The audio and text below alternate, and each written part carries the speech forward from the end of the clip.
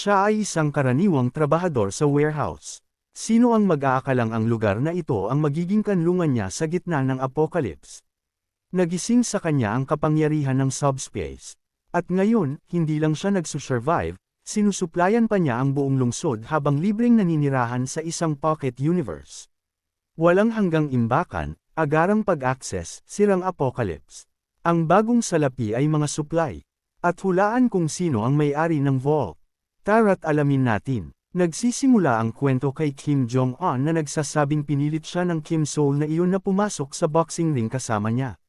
Dito nagsimula ang kanyang personal na impyerno.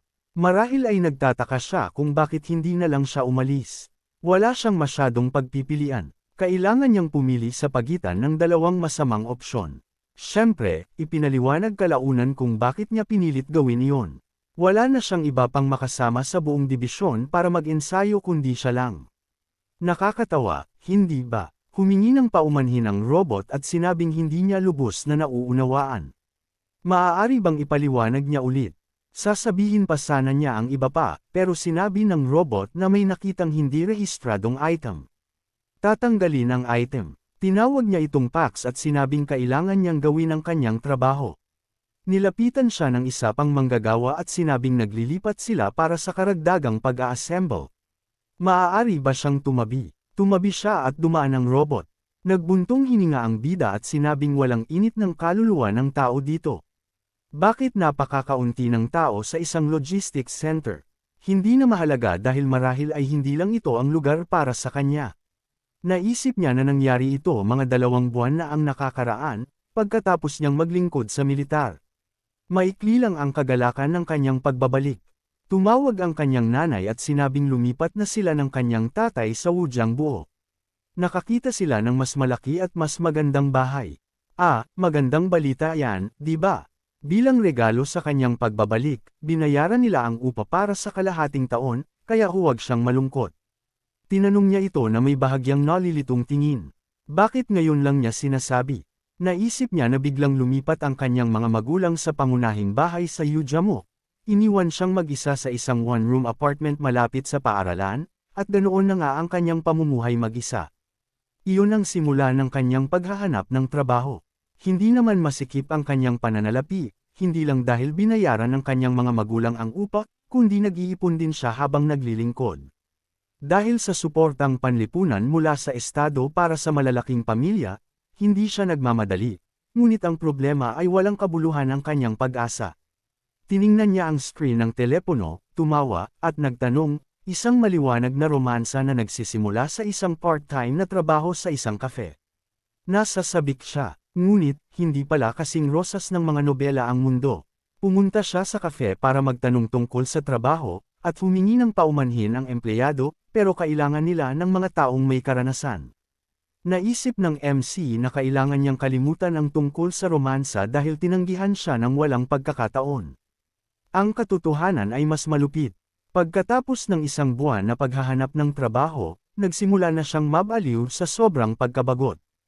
Pagkatapos nito, humiga siya sa kama at nagtanong, may saysay pa ba ito? Hindi man lang siya makakuha ng trabaho bilang waiter. Nakakatakot. Sumulat siya sa isang chat kasama ang kanyang mga kapatid na siya ang pinakawalang silbi na tao sa mundo. Sumulat sila, sino ang nagpaupa sa kanya ng apartment ng maaga. Isa lang siyang tanga. Malamang gusto naman talaga ni mama na iwan sa kanya iyon. Napakatanga nito. Hindi man lang siya makahanap ng part-time na trabaho. Kailangan niyang pumunta sa gym. Kung wala siyang ginagawa, dapat pumunta na rin siya sa gym. Sumulat siya na hindi siya seryoso. Sumulat ang kanyang kapatid na maging ang pagde-deliver ay ginagawa na ngayon ng artificial intelligence. Sumulat siya na sa palagay niya ay hindi ito sulit. Sumulat siya na narinig niya na maraming mga tao na kasing edad niya ang gumagawa nito. Hindi naman ito mukhang mahirap sa ngayon. Tumingin siya sa itaas at sinabing hindi niya akalain na makikipag-usap siya sa isang robot. Ayaw niyang maging ganoon kadali. Nilapitan siya ng manager na si Shin at tinawag ang kanyang pangalan.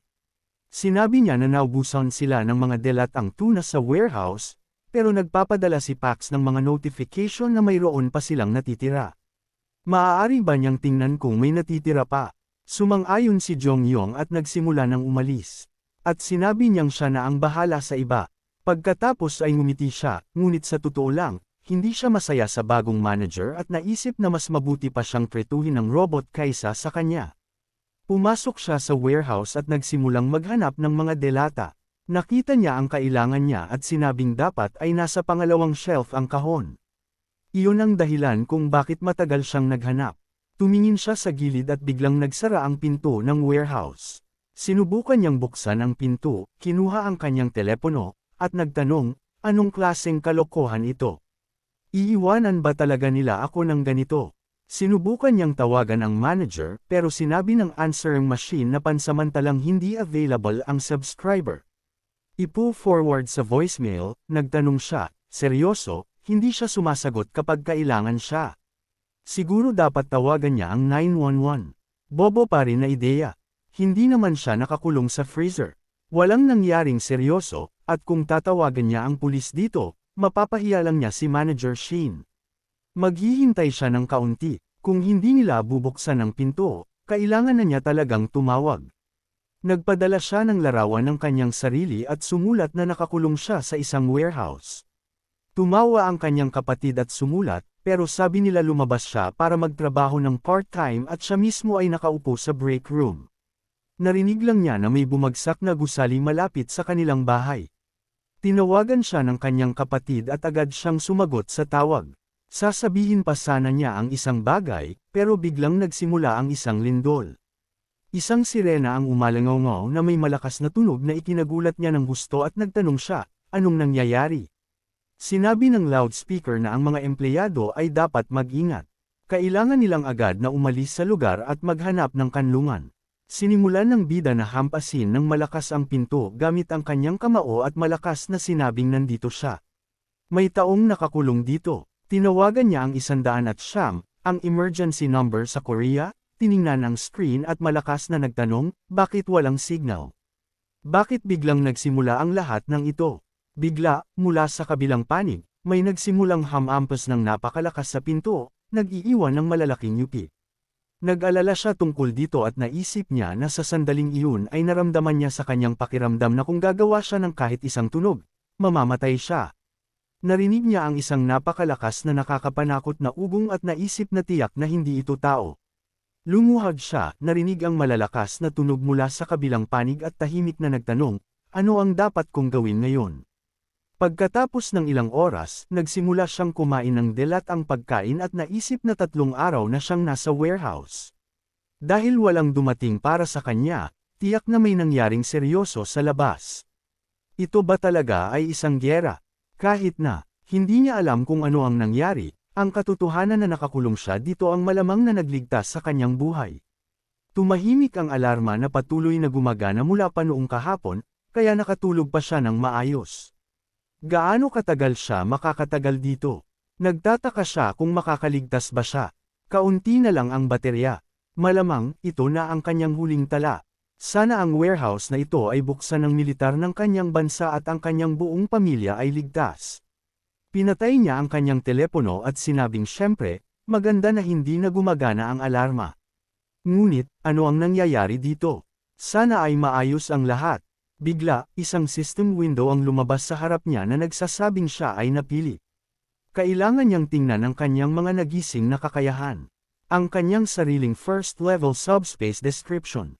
Maaari niyang isave ang anumang bagay sa subspace. Ang bilang ng paggamit ay 1. Tiningnan ito ng MC na may ngiti at naisip na ito na ang katapusan.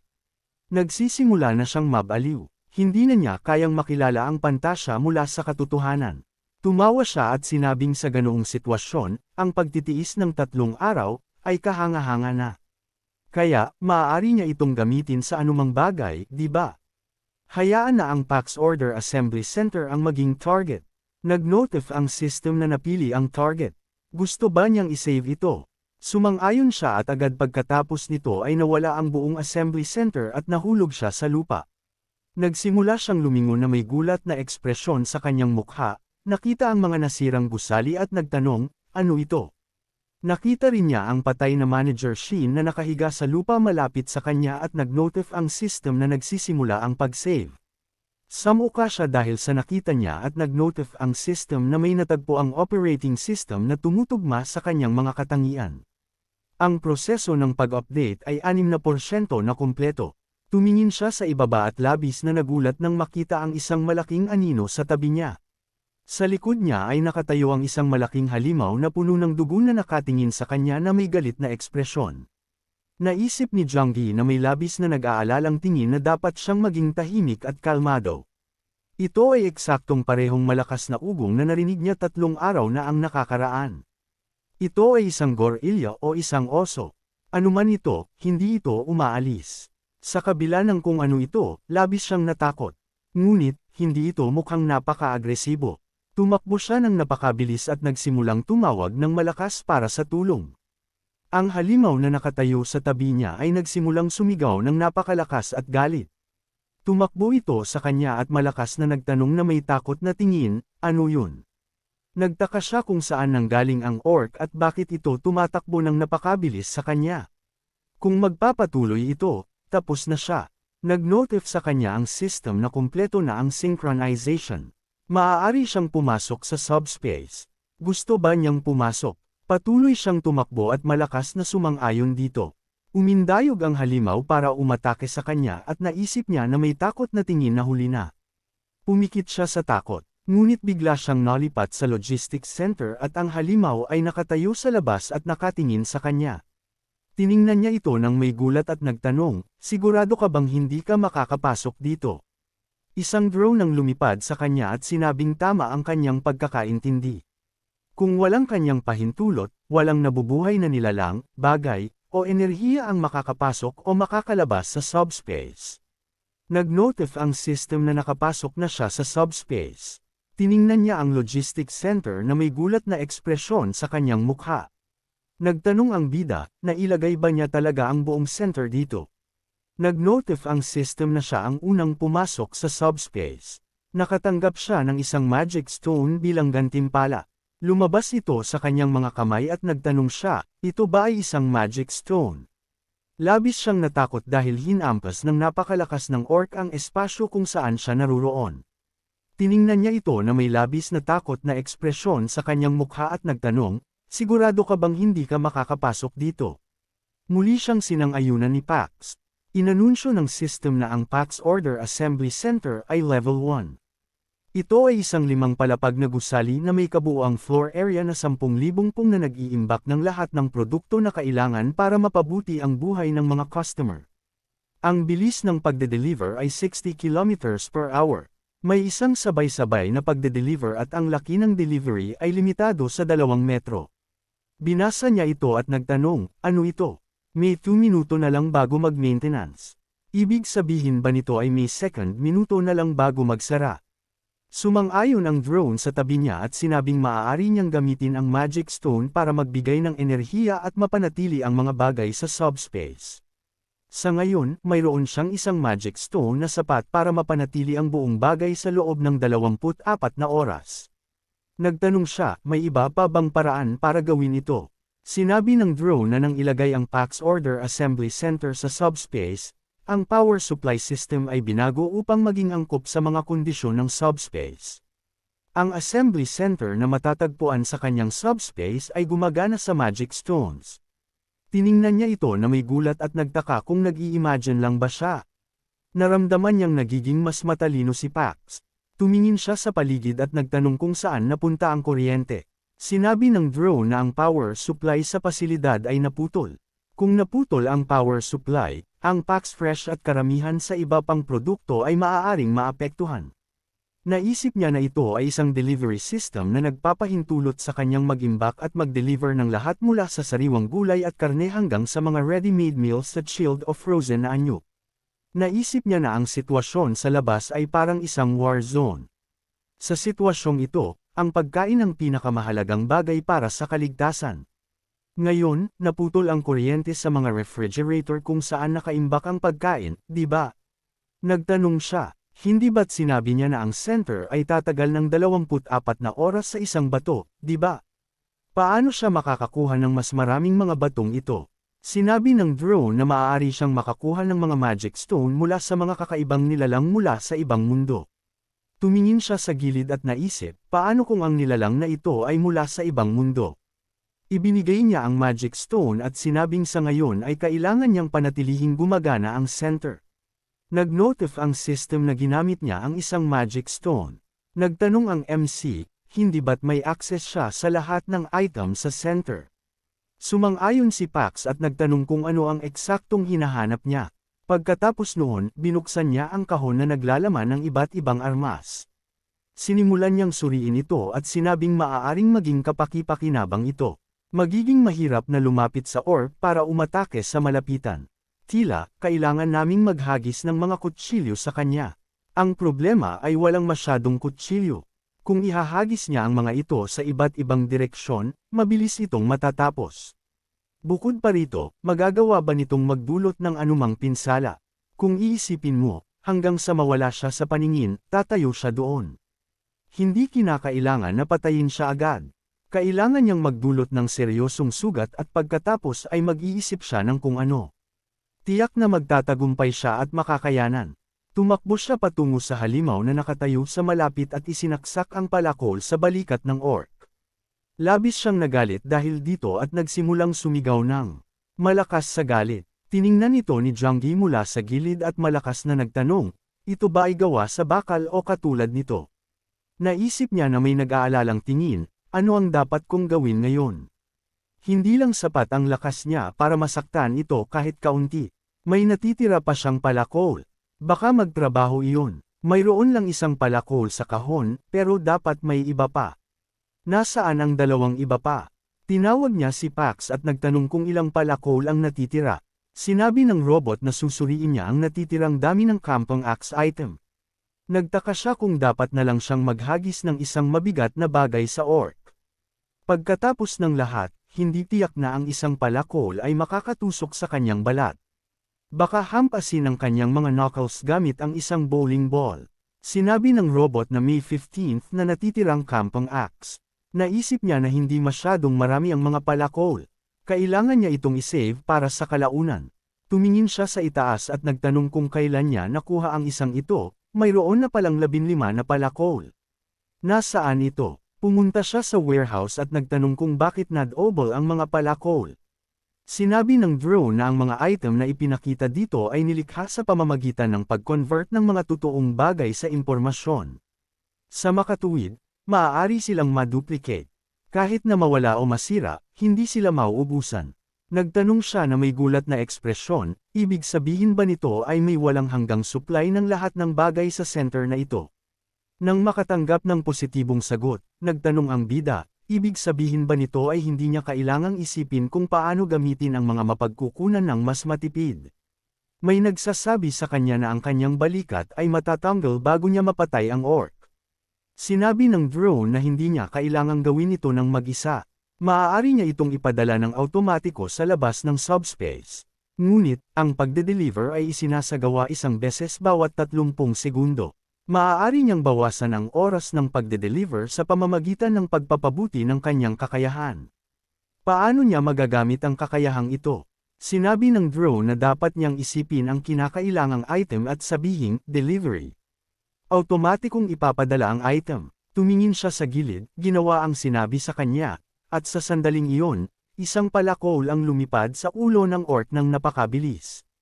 Tiningnan niya ang drone na may gulat na ekspresyon, na naghagis ng palakol at nagtanong, sa anong bilis niya ginawa iyon. Sinabi ni Pax na ang kasalukuyang default na bilis ng pagde-deliver ay 60 km/h. Labis siyang nagulat sa narinig niya at nagtanong. Kaya pala iyon ang ibig sabihin ng bilis ng pagde-deliver. Sumang-ayon ang drone at sinabing maaari niyang ayusin ang bilis kung gusto niya. Sa kasalukuyan, ang pinakamataas na bilis ay 75 km/h. Para madagdagan ang pinakamataas na bilis, kailangan niyang i-upgrade ang kakayahan. Nagtanong ang MC kung paano niya ito i-upgrade. Sinabi ng drone na maaari niyang i-upgrade ang kakayahan gamit ang mga magic stone. Tiningnan niya ang patay na orc at sinabing kailangan niya ng ilang item. Pagkatapos nito, isinuot niya ang mga lightweight combat boots at tactical pants. Kinuha rin niya ang isang detalyadong mapa ng mga metropolitan area ng Seoul at isang pakete ng mga marker na May 12 sa mga ito. Sa mapa, minarkahan niya ang ilang iba't ibang lugar gamit ang mga marker. Tiningnan niya ito, inilista ang ilang lugar, at nagtanong, kaya, kung magsisimula kami, marahil sa ganitong pagkakasunod-sunod, dahil aalis siya mula sa Ganpo, kailangan niyang magmadali kung gusto niyang makarating sa kanyang pamilya. Magiging mahaba at mahirap ang paglalakad, pero swerte siya na mayroon siyang sasakyan para makarating doon. Siyempre, mas maganda ang kotse o motorsiklo, pero sa sitwasyong ito, ayos na ang bisikleta. Nagmaneho siya sa labas at naisip na sana ay makayanan pa nila ng kaunti. Malapit nang dumating ang kanilang nakababatang kapatid. Nagmaneho siya sa sirang lungsod sa loob ng 30 minuto at nakapatay ng 12 orcs. Naisip niya na sa panahong iyon at sa bilang ng mga halimaw na kanyang napatay, may dalawa siyang natutunan. Ang una ay ang kanyang kakayahan. Wala siyang oras para pag-aralan ito ng malalim. Ngunit pagkatapos gamitin ito habang nangangaso ng mga orc, naging kapaki-pakinabang pala ito. Naghagis si Pax ng palakol at tumama sa balikat ng orc. Nagalit ito dahil doon at sinubukang sirain ang daan patungo sa kanyang subspace. Naisip na naligaw siya, hindi yun nakakagulat. Mahirap tumama mula sa layong 10 metro at may recharge time na 30 segundo. Ngunit, ang mga stats na ito ay maaaring mapabuti gamit ang mga magic stone. Bukod pa rito, ang mga kakayahan ni Pax ay hindi limitado sa pagde-deliver. Mayroon ding product return function na automatikong umaakit sa mga item na ipinadala. Inalis niya ang kanyang jacket at sinabing napakakapaki-pakinabang din ito. Ang mga regular na item tulad ng mga palakol ay hindi kailangang ibalik. Hindi niya alam kung paano ito gumagana, ngunit posible na akitin ng mga magic stone. Naisip niya na nakakahiya na makukuha lang ito pagkatapos mamatay ang halimaw. Nag-notif ang system na nakatanggap siya ng isang magic stone. Sa kasalukuyan, mayroon siyang 13 magic stone na available. Tumingin si Jongyong sa itaas at sinabing ang pagbabalik ng mga kalakal ay literal na ang pagbabalik ng sent item. Hindi siya nagpapadala ng magic stone, ngunit pagkatapos patayin ang isang halimaw, nagiging kanya ito. Paano ito gumagana? Kahit na ano paman, maganda na inilagay niya si Pax sa subspace. Hanggat nananatili ang subspace, walang panganib na mamatay dito. Kailangan niyang agad na dalhin ang kanyang pamilya dito. Lumabas siya mula sa subspace at naisip na ang pangalawang bagay na natutunan niya ay ang mga nilalang na lampas sa rason ay hindi lang mga orc. Tiningnan niya ang lumilipad na halimaw at nagtaka kung ano yun. Mayroon itong mga pakpak at mas malaki ito kaysa sa isang orc. Hindi magiging madali na patayin. Ngunit, baka ito ay kanyang imahinasyon lang. Masyadong maingay. Tila hindi siya nag-iisa. Bigla, narinig niya ang isang tao na malakas na tumatawag para sa tulong. Sa parehong oras, isang pagod na lalaki ang tumatakbo sa lungsod at labis na natakot nang makita ang isang malaking lumilipad na halimaw. Hinampas siya nito gamit ang buntot at nahulog siya sa lupa. Isang lalaki ang tumatakbo patungo sa kanya, malakas, na tinatawag si Choi at nagtatanong kung maayos ba siya. Kailangan niyang bumangon ng mas mabilis. Huminto siya dahil lumapag ang halimaw sa tabi nila. Tiningnan niya ito na may gulat na ekspresyon sa kanyang mukha at nagtaka kung bakit hindi siya inaatake. Talaga bang ang mas payat na si Choi ang target nito? Baka mukha siyang mas madaling biktima dito. Iyon ang dahilan kung bakit hindi siya interesado sa kanya. Ano ang dapat niyang gawin ngayon? Hinawakan niya ng mahigpit ang kutsilyo sa kanyang kamay at nagtaka kung paano niya madidistract ang halimaw na ito. Ano ang magagawa niya gamit ang maliit na kutsilyo na ito? Nakuha ang kanilang atensyon ng bida na binuksan ang flashlight sa kanyang bisikleta. Pareho silang tumingin sa kanya at naghagis siya ng isang palakol sa ulo ng halimaw na nakatayo sa tabi niya. Pareho silang nagulat sa nangyari at tiningnan ang katawan ng bumagsak na halimaw. Naisip ng lalaki na may gulat na ekspresyon, iyon ba ay isang palakol? Mayroon bang pumatay sa isang wyvern gamit ang isang palakol? Nagmaneho siya sa kanila at sinabing labis siyang natutuwa na namatay ito sa isang hampas. Nagmaneho siya ng mas malapit sa kanila.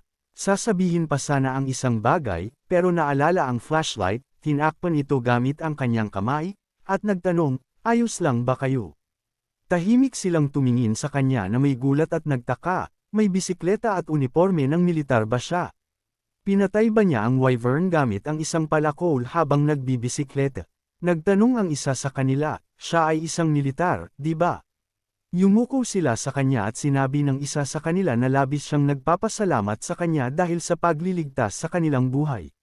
Sinabi ng MC na natutuwa siyang nakatulong siya sa kanila, ngunit hindi siya isang sundalo. Tulad ng nakikita nila, suot niya ang isang uniforme ng PAX. Sinabi ni Joy na napagkamalan siyang sundalo dahil sa kanyang mga damit. Sinabi ng lalaki na hindi mahalaga kung siya ay isang sundalo o hindi. Mayroon siyang kamangha-manghang mga kasanayan. Hindi lahat ay makakapatay ng wyvern ng ganoon. Sinabi niya na tulad ng nakikita niya, may alam siya tungkol sa mga kakayahan. Sumang-ayon ang lalaki at sinabing mayroon din siyang ilang kakayahang nagising. Bagaman ito ay isang uri lang ng kakayahang magmaneho. Dahil sa mga sitwasyon, nagkaroon siya ng pagkakataon na gamitin ito. Tumawa si Choi at sinabing medyo naiinggit siya sa kanila. Wala siyang anumang espesyal na talento. Sinabi ng lalaki na gayunpaman, ang isipin na tinulungan sila dito. Talagang swerte. Wala ba talagang tao dito? Sumang-ayon si Choi at nagtanong. Alam mo ba na ito ay Block C, di ba? Ang mga logistics center ay matatagpuan dito, kaya maraming tao ang pumunta dito sa simula.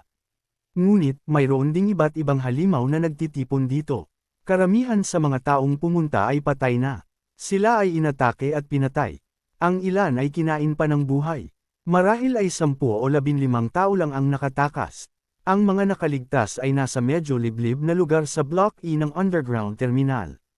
Sila ay galing doon. Sila ay narito naghahanap ng isang kalsada na maaari nilang daanan, at gusto rin nilang kumuha ng ilang mahahalagang supply, ngunit biglang nawala ang gusali.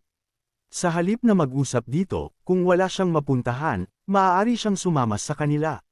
Sila ay matatagpuan sa ika-4 na underground floor.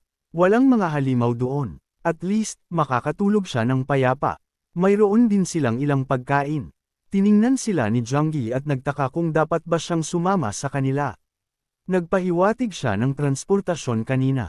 Ibig sabihin ba ay mayroon silang gumaganang mga sasakyan? Hindi niya kailangan ng pagkain o lugar para manatili, ngunit kailangan niya ng impormasyon, lalo na tungkol sa gumaganang transportasyon. Tiyak na hindi niya sila lubos na pinagkakatiwalaan. Sinabi niya na kung gayon, hindi siya maaaring tumanggi. Nagpapasalamat siya sa kanilang kabaitan. Naisip niya na gayunpaman, nagre-risk din sila at mayroong isang mas mahalagang bagay. Nagpatuloy sila sa kalsada. Tahimik niyang kinuha ang magic stone sa subspace at naisip na hindi pa rin nila alam ang kanyang kakayahan. Kung may mangyaring masama, maaari siyang pumasok sa subspace. Ngunit, mukhang hindi na kailangang mag-alala ng husto. Narating nila ang parking lot kung saan pinatay ng lalaki ang orc. Tiningnan niya ang mga bagong dating at nagtanong, sino itong bagong dating? Tiningnan siya ng bida na may nag-aalalang tingin at naisip na medyo nakakatakot siya. Nilapitan ni Choi ang iba na may takot na tingin at nagtanong kung maayos ba sila. Sumang-ayon ang lalaki at sinabing, pero wala silang casualty.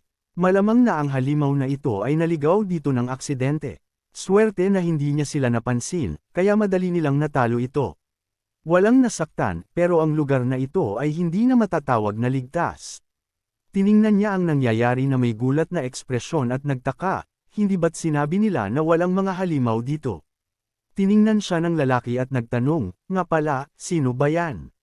Lumingon si Choi at sinabing iniligtas sila ng lalaki mula sa isang wyvern.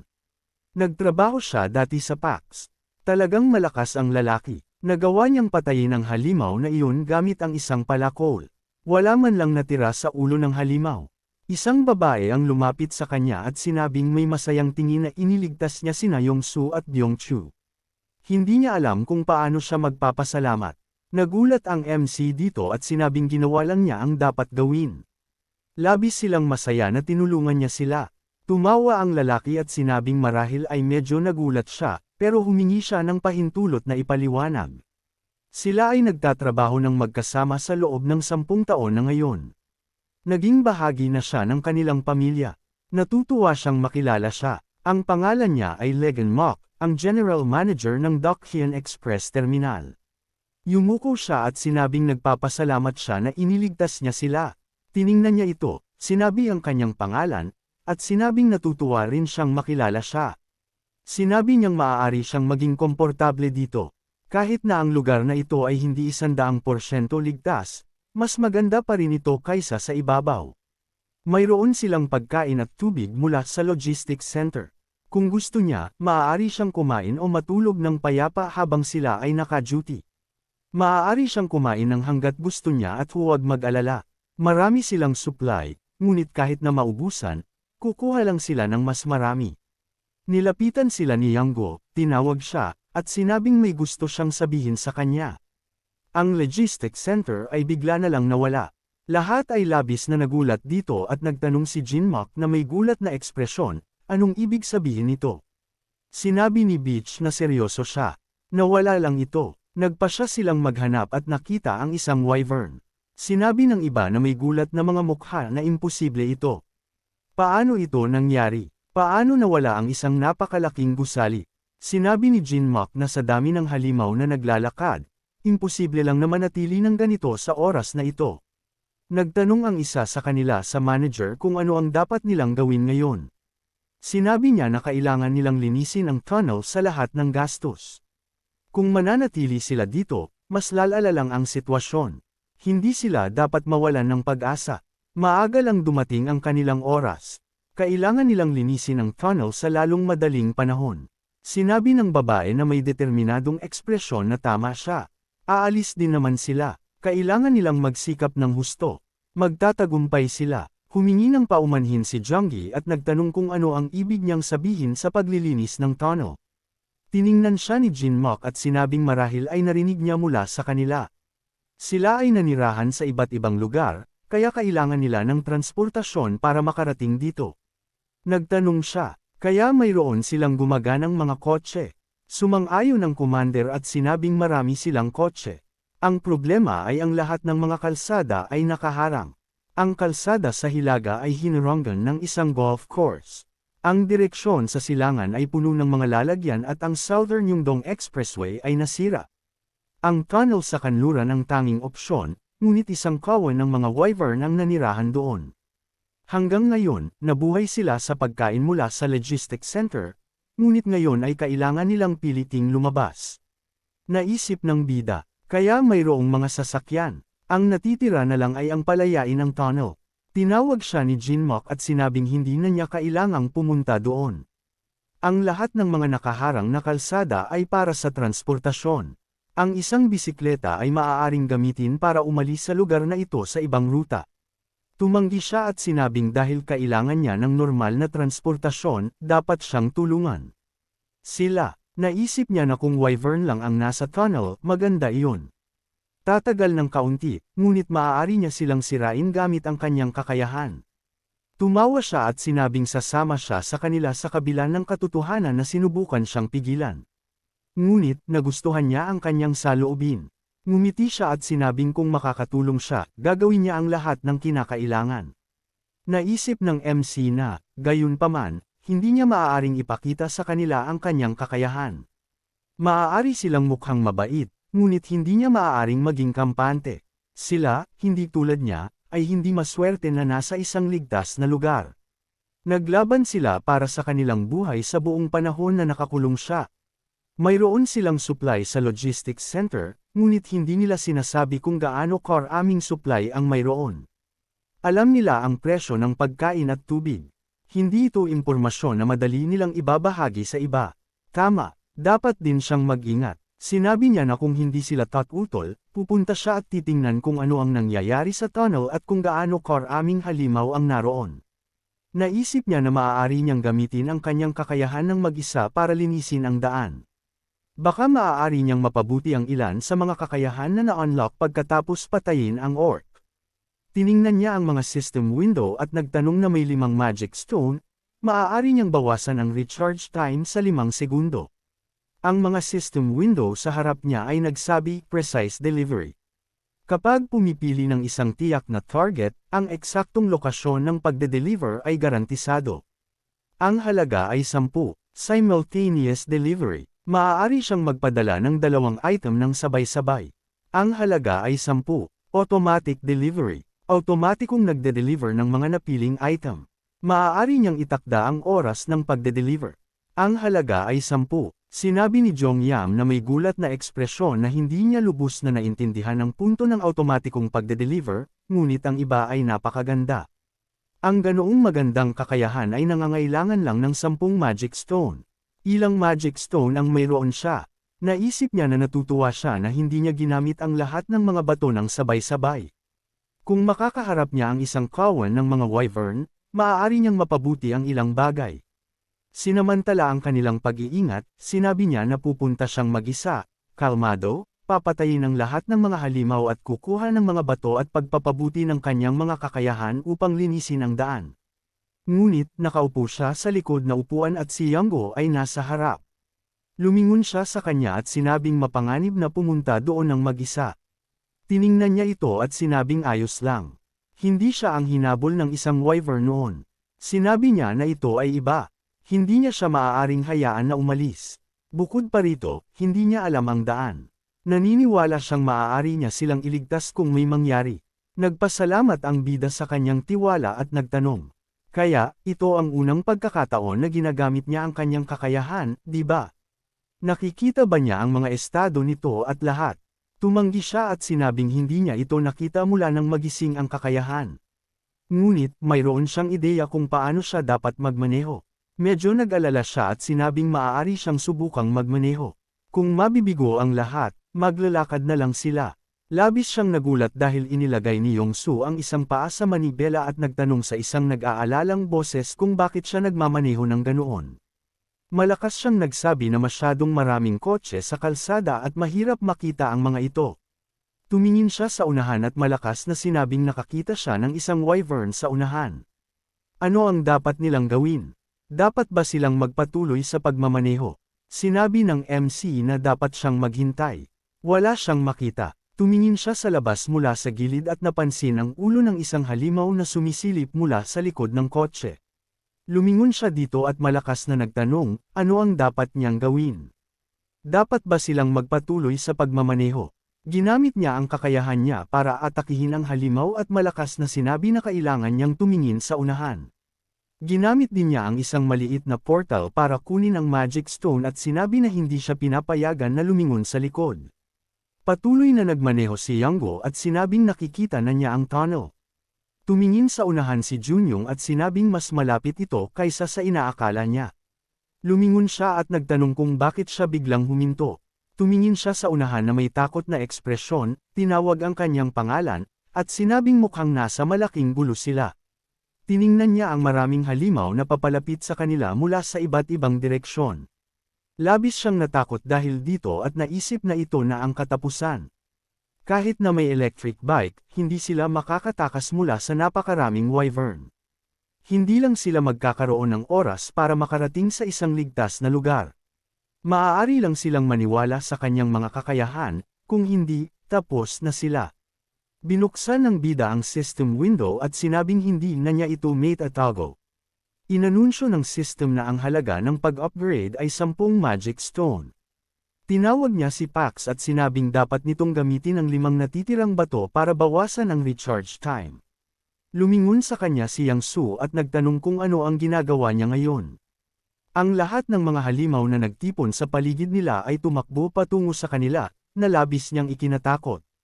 Ginamit niya ang kanyang delivery skill at inatake ang halimaw na aatake sa kanya. Nang matalo niya ang lahat ng halimaw, tinawag niya ang kanyang pangalan at sinabing ayos na ang lahat ngayon. Lumingon siya sa kanya at sasabihin pa sana ang isang bagay ngunit hindi niya natapos ang kanyang tanong dahil nakita niya ang isang portal sa subspace sa likod ng MC. Nag-notif ang system na ginamit ang isang Magic Stone. Ang recharge time ay nabawasan ng 5 segundo. Maraming ganoong system window ang lumabas at ang kasalukuyang recharge time ay 5 segundo. Sinabi ng drone na para mabawasan pa ang recharge time, kinakailangang dagdagan ang level ng subspace. Ginamit niya ang kanyang kakayahan para kolektahin ang lahat ng Magic Stone mula sa mga napatay na halimaw at sinabing mula ngayon ay hindi niya siya dapat iwan. Ito lang ang paraan para maprotektahan niya siya. Sumang-ayon si Yanggo na may gulat na ekspresyon at nagtaka kung anong klaseng PAX ito at anong klaseng logistics center ito. Malakas niya siyang binalaan sa panganib at agad na pinakawalan ang kanyang mga palakol sa halimaw na aatake sa kanya. Iba pang mga wyvern ang dumating sa kanila mula sa dilim na gumawa ng malakas na ugong. Sinubukan ng isa sa kanila na atakihin si Yongsu, ngunit isang maliit na portal ang lumabas sa pagitan nila na huminto sa halimaw na ito. Dahil sa takot, nahulog siya sa lupa at ang halimaw ay nahulog din pabalik dahil sa nangyari. Agad pagkatapos nito, lumipad ang wyvern. Naghagis ng palakol si Jungyong dito, ngunit naligaw. Malakas at galit na sumigaw ang halimaw at lumipad patungo sa kanya para umatake. Ngunit, binuksan niya ang isang portal sa kanyang subspace at tumalon sa loob. Nagawa niyang makapasok at ang wyvern ay bumangga sa hadlang. Agad pagkatapos nito, isang palakol ang lumipad mula doon, na tumama sa ulo ng halimaw na ito. Tiningnan ito ni Yangguo na may gulat na ekspresyon at naisip na hindi lang ito kapani-paniwala, mula sa PAX Logistics Center hanggang sa Battle Axis. Hindi niya lubos na nauunawaan ang nangyari, ngunit sigurado siya sa isang bagay. Para sa kanya, ang mga halimaw na ito ay hindi problema. Maaari niyang kayanin ang pagpapalaya sa tunnel nang walang anumang kahirapan. Sa tulong ng isang kotse sa kasalukuyang sitwasyon, maaari niyang marating ang nais na lokasyon ng medyo mabilis at ligtas. Ang tunnel ay bahagi lang ng ruta. Sa pagdaan dito, ang mga halimaw sa labas nito ay hindi pa rin aalis. Ngunit, para sa kanya, iba ang lahat. Kailangan lang niya ng kotse bilang paraan ng transportasyon. Naiinggit siya dito. Sa ganoong kakayahan, mabilis siyang makakarating sa kanyang pamilya.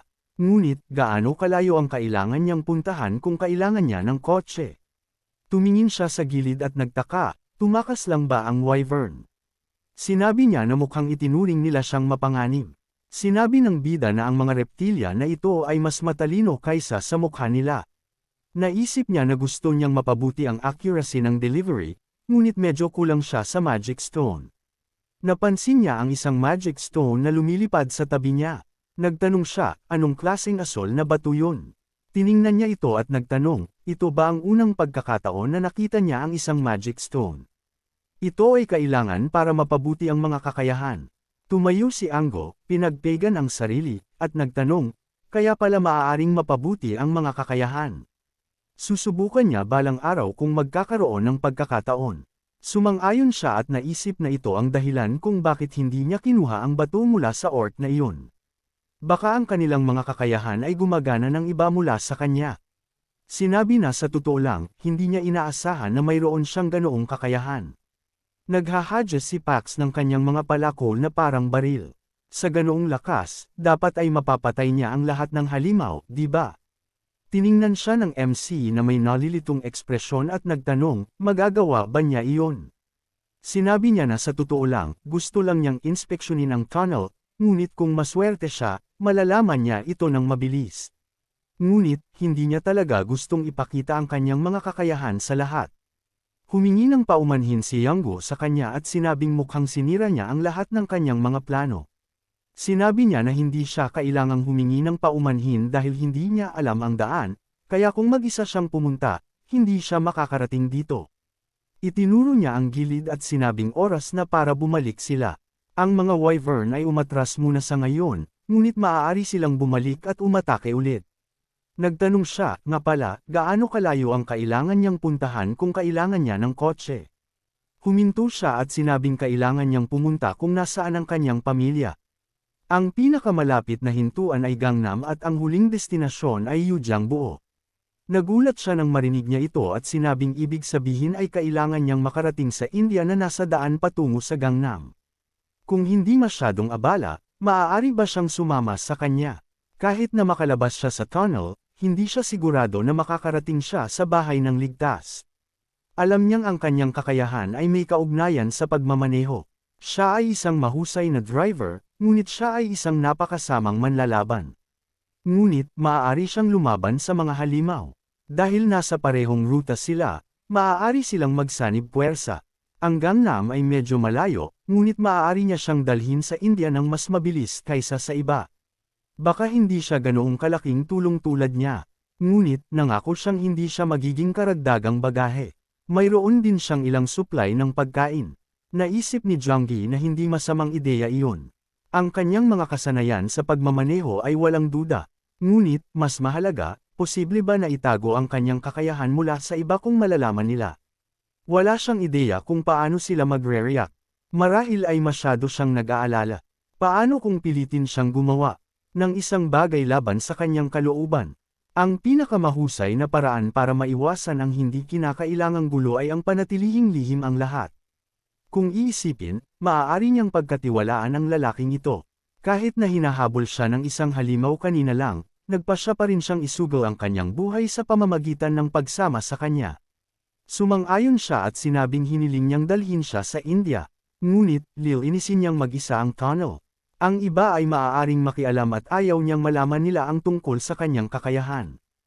Kaya, hiniling niya na gawin ito upang walang sinuman ang makialam. Kailangan niyang kausapin ang iba para sa kanyang kapakanan. Masaya si Yong-su tungkol dito at sinabing may ngiti na hindi sila magiging matigas ang ulo kung hihilingin niya sa kanila. Pagkatapos ng ilang sandali, bumalik sila at malakas niyang sinabi na maaari silang lahat na lumabas dito sa pamamagitan ng tunnel. Lilinisin niya ang tunnel gamit ang kakayahang nagising sa kanya. Kailangan nilang maghintay sa labas hanggang sa matapos siya. Marahil ay nagtataka sila kung anong klaseng kakayahan iyon, ngunit ito ay isang lihim. Kailangan lang nilang magtiwala na kaya niya itong gawin. Like, comment, share, and subscribe naman dyan mga ito go. Maraming salamat po.